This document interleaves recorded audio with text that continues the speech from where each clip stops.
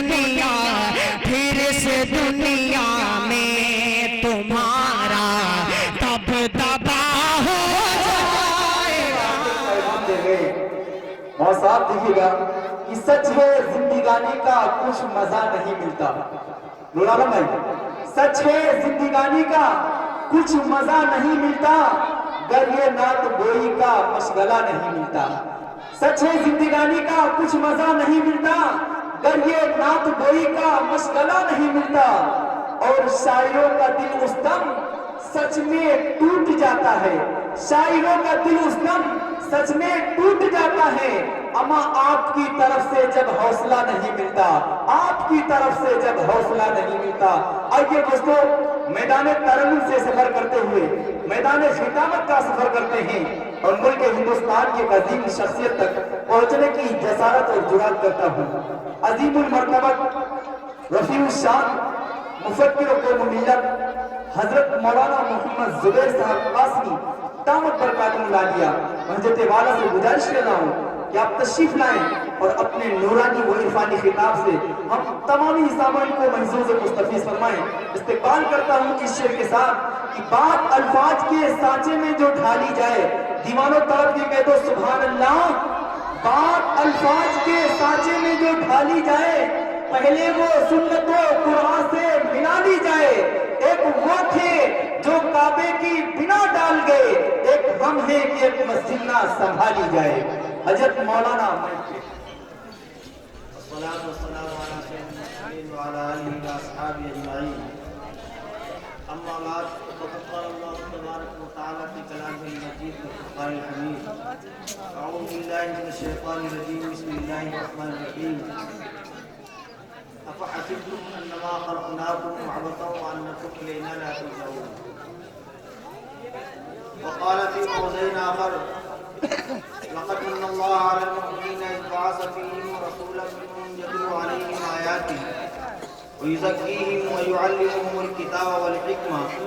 وإن كانوا من قبل لفي ضلال مبين. وقال النبي صلى الله تعالى عليه وسلم: كن عالما أو متعلما أو مستمعا أو محبا ولا تكن الخامس فتهلك. وقال النبي صلى الله تعالى عليه وسلم: من احب سنتي فقد احبني ومن احبني معي في الجنہ. حضرات علماء کرام اور سامعین اعظام، یہ اللہ تبارک و تعالیٰ کا بے انتہا فضل رب کریم کا احسان عظیم کہ اس ذات وحدہ لا شریک نے ہمیں اور آپ کو نبی آخر زمان جناب محمد رسول اللہ صلی اللہ علیہ وسلم کی امت کے اندر پیدا فرمایا، صراط مستقیم پر چلنے کے لیے کہ کن راستوں پر چلا جائے جس سے ہمارا خدا اور ہمارا نبی راضی ہوگا، اور کن راستوں سے بچا جائے جس سے ہمارا نبی اور ہمارا رسول ناراض ہوگا، کن راستوں پہ چلنے سے ہم جنت کے مستحق ہوں گے اور کن راستوں پہ چلنے سے ہم جہنم کے مستحق ہوں گے۔ ان دونوں طریقوں کو پہچاننے کے لیے اللہ تبارک و تعالیٰ نے بذریعہ جبریل امین مدنی آقا جناب محمد رسول اللہ صلی اللہ علیہ وسلم کے اوپر مقدس قرآن کریم کو نازل فرمایا، جو الحمدللہ ہمارے پاس وہ موجود ہے اور قیامت تک انشاءاللہ موجود رہے گا۔ حضرات، نبی کریم صلی اللہ علیہ وسلم کے دنیا میں آنے سے پہلے بہت سارے انبیاء علیہ السلام دنیا کے اندر تشریف لائے، سب نے خدا کے احکامات کو خدا کے بندوں تک پہنچانے کی مکمل کوشش کی اور مکمل جدوجہد کی،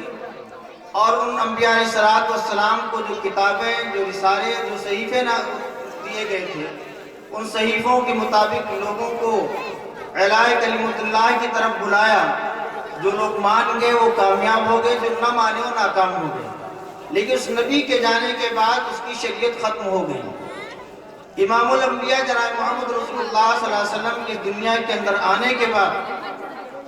امت مسلمہ کا مکمل یہ عقیدہ ہے کہ ہمارے نبی سب سے آخری نبی ہیں، تمام نبیوں کے امام ہیں، اور آپ کی لائی ہوئی شریعت آپ کے دور سے لے کر کے قیامت تک قائم رہے گی۔ نہ اس کے اندر کسی قسم کا کوئی بدلاؤ آ سکتا ہے، نہ کسی قسم کے احکامات کے اندر کوئی تبدیلی آ سکتی ہے۔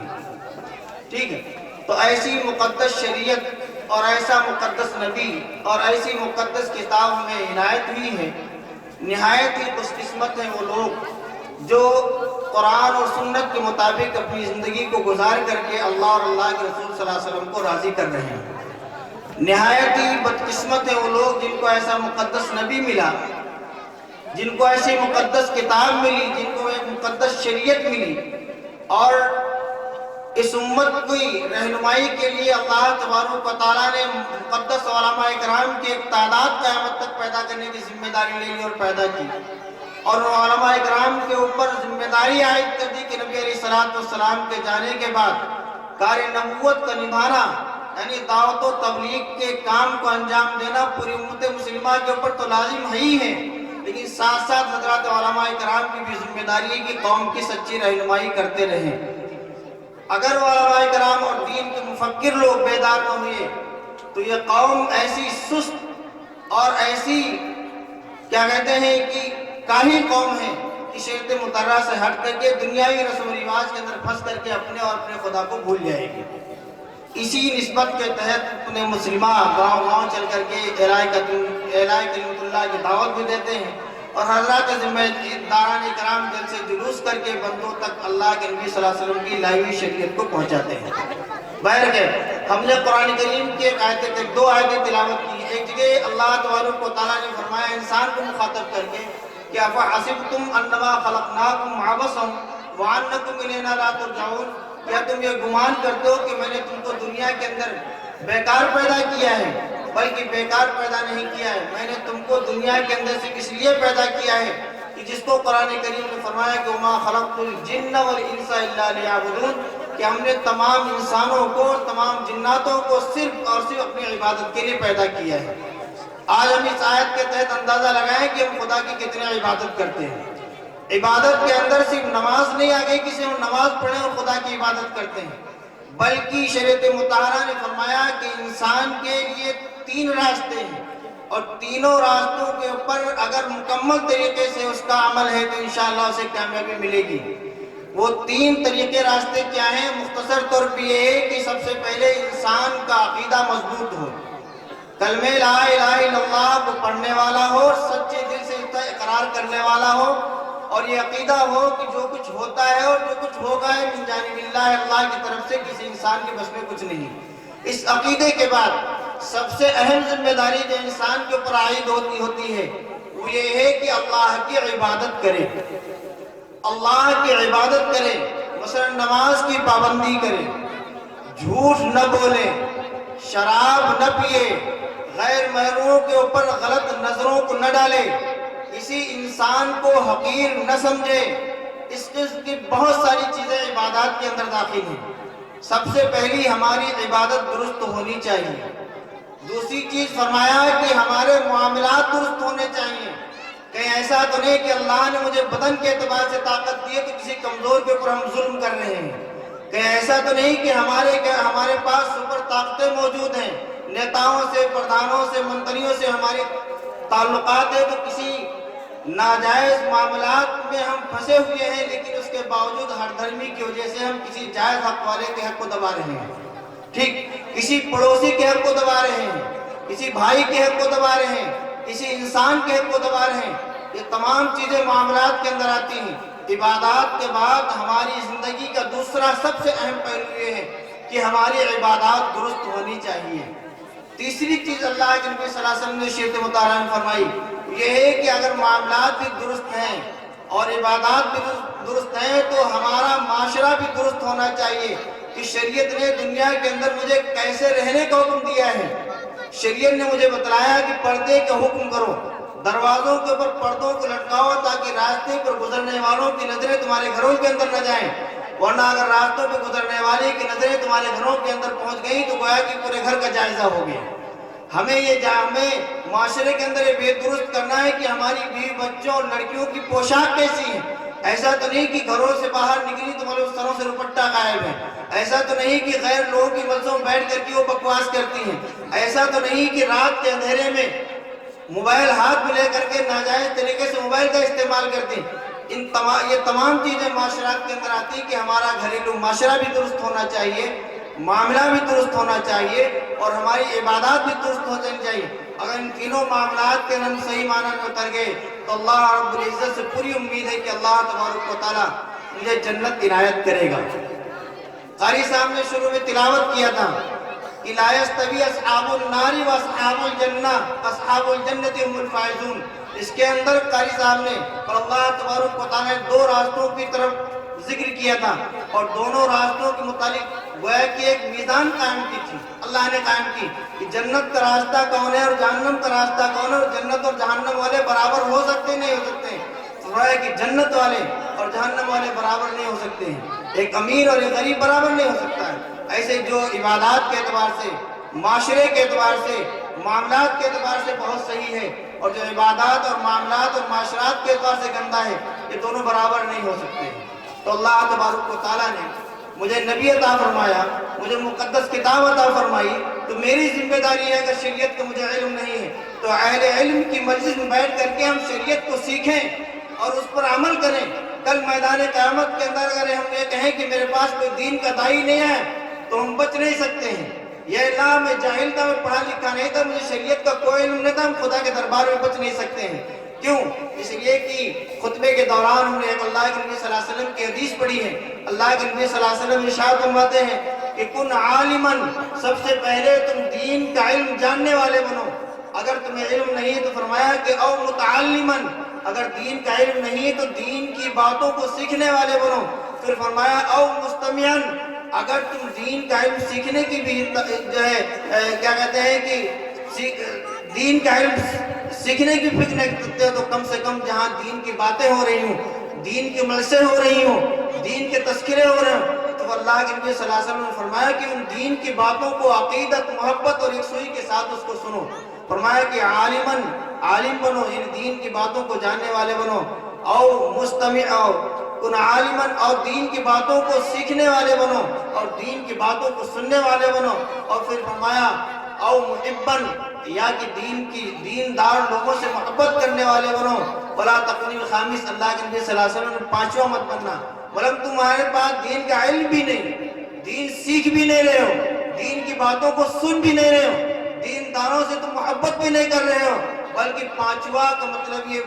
پانچواں نہ بننا, کیونکہ شریعت مطہرہ میں مجھے کوئی تفصیل نہیں ملی, لیکن آخر میں پھر فرمایا اگر تم پانچویں بن گئے تم ہلاک ہو جاؤ گے. یعنی ہمیں علم دین کا بھی نہیں, سنتے بھی نہیں, دین والوں سے محبت بھی نہیں رکھتے ہیں اور دین سیکھتے بھی نہیں ہیں, بلکہ ہمارا یہ ذہنیتیں بن گئی کہ دینداروں کے اوپر ہم چھیٹا کشی کر رہے ہیں, ان کے نقطے تلاش کر رہے ہیں, ان کے اوپر شکنجے غلط کس رہے ہیں. اگر یہ عادتیں ہمارے اندر پیدا ہو گئیں تو اللہ کے نبی صلی اللہ علیہ وسلم نے ارشاد فرمایا کہ تم ہلاک ہو جاؤ.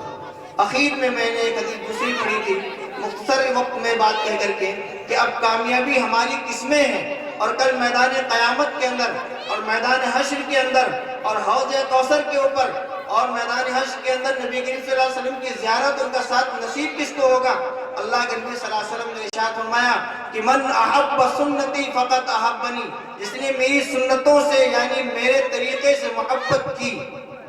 اس نے گویا کہ مجھ سے محبت کی. جس طریقے سے باپ اپنی اولاد سے جب نہایت اچھے طریقے سے محبت کرتا ہے تو اس کے اوپر آنے والی ہلکی بلا کو برداشت نہیں کر پاتا ہے,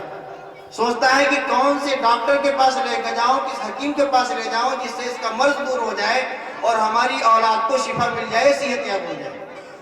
بیوی سے سچی معنی میں محبت ہے تو شوہر چاہتا ہے کہ میں بیوی کے کسی حکم کو نہ ٹالوں کہ کہیں یہ ناراض نہ ہو جائے اور گھر چھوڑ کر کے میکے چلی جائے. تو اولاد کو راضی رکھنے کے لیے تمام طریقوں کو اختیار کرتے ہیں. بیوی کو راضی رکھنے کے لیے اس کے نہ جانے کیسے ناجائز حکموں کو ہم تسلیم کر لیتے ہیں. لیکن آج کے اس دور کا مسلمان جو اپنے آپ کو صاحب قرآن بھی کہتا ہے, نبی کا عاشق بھی کہتا ہے, شریعت پہ مرنے والا بھی کہتا ہے, لیکن جان بوجھ کر کے نہ جانے کتنی نمازوں کو چھوڑ دیتا ہے, نہ جان بوجھ کر کے نہ جانے کتنی غلطیاں کر بیٹھتا ہے, گناہ صغیرہ اور کبیرہ, لیکن ذرہ برابر اس کو احساس نہیں ہوتا کہ نماز چھوڑے ہیں تو آیا خدا راضی ہوگا یا خوش ہوگا, نبی ناراض ہوگا یا خوش ہوگا. اس کے علاوہ ہم جہنم کے مستحق بنے گئے, جنت کے مستحق بنے گئے. کھلے عام شراب پی جا رہی ہے, کھلے عام زنا کیا جا رہا ہے, کھلے عام رات کی تنہائیوں میں چھڑے عام ملزم بیٹھ کر کے موبائل کو استعمال کر کے ناجائز طریقے سے اور اپنے وقت کو برباد کرتے ہیں، لیکن ذرہ برابر خدا کا خوف دل میں کے اندر پیدا نہیں ہوتا ہے۔ آج ایک خاکی وردی کے اندر ڈنڈا لے کر ٹہلنے والے کا خوف ہمارے دل کے اندر بیٹھا ہے، جس کے ہاتھ میں کچھ نہیں ہے، جس کو ہم جان رہے ہیں کہ صحیح انصاف کا قلم اس کے ہاتھ میں نہیں ہے۔ ٹھیک، عدالت کا ڈر ہمارے اندر، حکومت کا ڈر ہمارے اندر، خاکی وردوں کا ڈر ہمارے اندر، لیکن اس حاکم الحاکمین کا ڈر میرے دل کے اندر نہیں، جس نے پوری کائنات کو بسایا ہے، جو چاہے سیکنڈوں کے اندر پوری کائنات کو تباہ کر دے، جو چاہے سیکنڈوں کے اندر ہماری روح کو نکال کر کے اپنے حوالے کر لے، اور ہم جو ہے ایک پتھر کی شکل میں بن جائے، ہماری کوئی حقیقت نہ رہ جائے، اور جہاں پر مجھے اپنی پوری زندگی کا حساب اور کتاب دینا ہے، پوری زندگی کا اپنا جو ہے حساب پیش کرنا ہے، جہاں قبر کا گڑھا فرمایا گیا کہ قبر جس کو ہم کھودتے ہیں ہمارے اعمال کے اعتبار سے جنت کا باغ اور جہنم کا گڑھا بھی بن سکتا ہے۔ پوری زندگی کے معاشرات کے اور حالات ہمارے سامنے ہیں، لیکن ان تمام چیزوں کے باوجود خدا کا ڈر نہیں، غیروں کا ڈر میرے دلوں کے اندر بیٹھا ہے۔ دوستو، تم کامیاب رہ سکتے ہو۔ فرمایا کہ جس کے اندر سچی طریقے سے خدا کا خوف اور ڈر ہوگا، وہ علی اعلان کیا تنہائی کے اندر بیٹھ کر کے بھی گناہ نہیں کر سکتا ہے، گناہ نہیں کر سکتا ہے۔ تو دوستو، کہنا یہ ہے کہ ہم نبی کے ماننے والے ہیں، نبی کے عاشق ہیں، میری ذمہ داری یہ بنتی ہے کہ عمل کے ذریعے سے ہم نبی اور خدا کو راضی کریں، اسی میں ہماری کامیابی ہے۔ زبان کے ذریعے سے ہم نعرے بازی کریں، مجھے کامیابی نہیں مل سکتی ہے، کتنا بھی اہل علم کیوں نہ ہو، علم اس کے پاس بہت زیادہ موجود ہو، لیکن عملی زندگی اس کے اندر نہیں تو خدا کے دربار میں وہ کامیاب نہیں ہو سکتا ہے۔ خدا کے ہاں نہ ذات پات کا مقام ہے، نہ تمہاری دولت کا مقام ہے، نہ تمہارے حسب و نسب کا مقام ہے، بلکہ قرآن نے اعلان کر دیا ہے کہ ہمارے یہاں سب سے زیادہ اونچا مقام اس کا ہے جو عمل کے اعتبار سے متقی، پرہیزگار اور نیک ہو۔ تو گویا کہ اللہ کے یہاں سب سے زیادہ متقی اور پرہیزگار اور نیک آدمی کی عزت اللہ کے یہاں ہے، اور ایسے آدمی سے راضی ہوگا۔ تو دوستو، ہم اپنے اعمال کا محاسبہ کریں کہ ہم کتنا خدا کو راضی کر رہے ہیں اور کتنی ہم سے گناہ ہو رہے ہیں۔ اگر ہم سے گناہ ہو رہے ہیں تو ہم اللہ تبارک و تعالیٰ سے دعا کریں۔ اللہ نے امت مسلمہ کے لیے توبہ کا دروازہ کھول رکھا ہے، جس وقت بھی انسان کتنا بھی بڑا گناہ کر کے آوے اور اللہ کے دربار میں عاجزی، انکساری اور تواضع کے ساتھ سچے دل سے توبہ کرے، اللہ تبارک و تعالیٰ اس کے گناہوں کو معاف کر دے گا، اور جو ہے کیا کہتے ہیں کہ معاف کر کے اور اس کے اگلے اعمال کو کیا کہتے ہیں کہ نیکیوں میں بدل دے گا۔ اس لیے علامہ رومی رحمۃ اللہ علیہ نے فرمایا کہ آدمیت لحم و شحم و پوست نیست، آدمیت جز رضائے دوست نے، کہ آدمیت گوشت، ہڈی، چمڑے کا نام نہیں، گوشت، ہڈی، چمڑا، خون وغیرہ تو ہر جانور میں ہوتا ہے، چاہے اونٹ، گھوڑا، ہاتھی ہو، چاہے سور کیوں نہ ہو، تمام چیزیں اس کے اندر پائی جاتی ہیں، لیکن اللہ کے نزدیک انسان کا مقام سب سے زیادہ ہے، اور اس انسان کا مقام سب سے زیادہ ہے جس انسان کے اندر انسانیت پائی جاتی ہو، جس انسان کے اندر خدا کو راضی کرنے والے اعمال پائے جاتے ہوں، وہ انسان سب سے زیادہ اللہ کے نزدیک جو ہے محبوب ہے۔ پھر فرمایا جیسے عود ہے، لوبان مان لو، لوبان کی قدر اس وقت تک ہے جب تک لوبان کے اندر خوشبو ہے، لوبان تاکوں کے اندر اس وقت سجائی جاتی ہے، اس وقت تک جب تک اس کے اندر خوشبو رہتی ہے، اور آگ لگانے کے بعد لوبان کو جلا دیا گیا، اس کی خوشبو ختم ہو گئی، اب وہ لوبان کی حقیقت ہمارے نزدیک کچھ نہیں ہے، اس کی راہ کو اٹھا کر کے کوڑے دان میں ہم ڈال دیتے ہیں۔ تو اللہ کے یہاں جس بندے کے اندر اچھے اعمال کی خوشبو پائی جائے گی، اچھے عبادات کی، اچھے معاشرات کی خوشبو پائی جائے گی، وہ انسان خدا اور خدا کے نبی کے نزدیک خوشبودار اور صاحب مقام ہوگا۔ اور جس انسان کے اندر عود کی طریقے سے جب خوشبو ختم ہو جائے گی تو وہ اس انسان کو جہنم کے گڑھے میں آگ کے حوالے کر دیا جائے گا، اس کا کوئی مقام نہیں ہوگا۔ تو دوستو، مجھے جنت جیسی عظیم دولت میسر ہوئی ہے، اللہ نے فرمایا کہ ایسے اعمال کر کے آؤ گے تمہیں جنت ملے گی، وہاں پہ ایسی چیزیں ہیں، تو ان چیزوں کو اگر حاصل کرنا ہے تو دوستوں ہم شریعت مطہرہ کے مطابق عمل کریں، جس کے متعلق بہت سارے حضرات علماء کرام یہاں موجود ہیں، تفصیل سے بہت ساری باتیں آپ کے سامنے آئیں گی، اور جو میں نے کہا تھا کہ جاننے والے بنو، سیکھنے والے بنو، سننے والے بنو۔ آج دوستو علم اتنا وسیع ہے کہ جاننے کے باوجود بھی جب ہم کسی اہل علم کے بات پڑھتے ہیں تو کوئی نئی بات ہمیں میسر ہو جاتی ہے۔ ٹھیک، تو اس اعتبار سے مجھے بیٹھنا ہے کہ بڑے بڑے علماء کرام یہاں موجود ہیں، نہ جانے کن کی زبانوں سے مجھے ایسی دولت میں اہل علم یہ سوچے کہ نہ جانے علماء کی زبان سے نہ جانے کون سی ایسی بات مجھے معلوم ہو جائے جس کا مجھے علم نہ ہو، اور جنہیں علم نہیں وہ یہ سوچ کر کے بیٹھے کہ حضرات علماء کرام کی سب کی باتوں کو سن کر کے جانا ہے، ہمیں ان کے ذریعے سے بہت ساری چیزوں کو سیکھ کر کے ہمیں شریعت مطہرہ کے مطابق عمل کرنا ہے۔ اللہ تبارک و تعالیٰ سے دعا ہے کہ اللہ ہم سب کو عمل کی توفیق عطا فرمائے۔